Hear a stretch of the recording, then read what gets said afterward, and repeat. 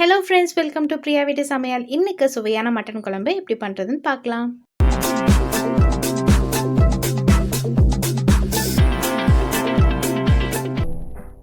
Mutton குழம்பை வீட்லேயே மசாலா வறுத்து அரைச்சி செஞ்சோன்னா ரொம்பவே சுவையாக இருக்கும். நீங்களும் இந்த ரெசிபியை கண்டிப்பாக ட்ரை பண்ணி பாருங்கள்.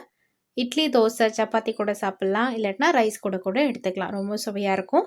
வாங்க வீடியோக்குள்ளே போகலாம். 1/2 கிலோ மட்டனை நல்லா க்ளீன் பண்ணி வாஷ் பண்ணிவிட்டு உப்பு மஞ்சத்தூளும் போட்ட தண்ணியில் 10 நிமிஷம் ஊற வச்சுருக்கேன்.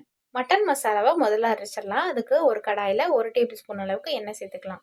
எண்ணெய் சூடானதும் 1/2 டீஸ்பூன் சீரகம், 1/2 டீஸ்பூன் மிளகு, 1/2 டீஸ்பூன் சோம்பு, 1 டேபிள் ஸ்பூன் வரமல்லி, 6லேருந்து 7 பல் பூண்டு, 1 இன்ச் அளவுக்கு இஞ்சி.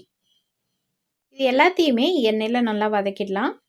இது வதங்கினோடனே 5லேருந்து 6 வரமிளகாய் நம்ம சேர்த்துக்கலாம். காரம் எவ்வளோ வேணுமோ அதுக்கேற்ற மாதிரி சேர்த்துட்டு அதையும் நல்லா வதக்கிடலாம். நம்ம வதக்கின மசாலா எல்லாத்தையுமே ஒரு மிக்சி ஜாரில் சேர்த்துட்டு கொஞ்சமாக தண்ணி சேர்த்துட்டு அரைச்சி ஒரு பேஸ்ட்டாக எடுத்து வச்சுக்கலாம். இப்போ நம்மளுடைய மட்டன் மசாலா ரெடி ஆகிடுச்சு.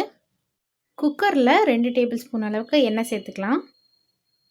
எண்ணெய் சூடானதும் 2 பட்டை, 2 கிராம்பு, 1 ஏலக்காய், 1 அன்னாசி பூ இது எல்லாத்தையும் சேர்த்துக்கலாம். ஒரு கொத்து கருவேப்பிலை இதில் சேர்த்துக்கலாம். 2 பச்சை மிளகாவை நடுவில் கீறி வச்சுருக்கேன், அதையும் இதில் சேர்த்துக்கலாம்.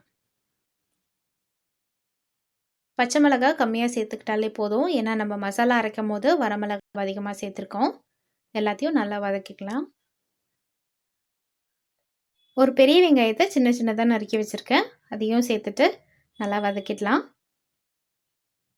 மட்டன் குழம்புக்கு சின்ன வெங்காயம் நல்லாயிருக்கும், அதனால் சின்ன வெங்காயம் சேர்க்கும் போது 8லேருந்து 10 சேர்த்துக்கலாம். வெங்காயம் நல்லா வதங்கினக்கப்புறமா 1/4 டேபிள் ஸ்பூன் மஞ்சள் தூள், உப்பு தேவையான அளவு. உப்பும் மஞ்சள் தூளும் சேர்த்ததுக்கப்புறமா அது எல்லாத்தையும் நல்லா வதக்கிடலாம். மீடியம் சைஸ் தக்காளியில் 1/2 தக்காளி அளவுக்கு நறுக்கி சேர்த்துக்கிறேன். இப்போ தக்காளியை நல்லா வதக்கிடலாம். மிக்சியில் அரைச்சி வச்சுருந்த மட்டன் மசாலாவை இதில் சேர்த்துக்கலாம். 1/2 கிலோ மட்டனுக்கு தான் இந்த மசாலா. மிக்சி ஜாரை கொஞ்சமாக தண்ணி சேர்த்துட்டு மீதி இருக்கிற மசாலாவையும் இதில் சேர்த்துக்கப்புறமா நல்லா வதக்கிடலாம். மசாலா 2 கொதி வந்ததுக்கப்புறமா நம்ம மட்டனை இதில் சேர்த்துக்கலாம்.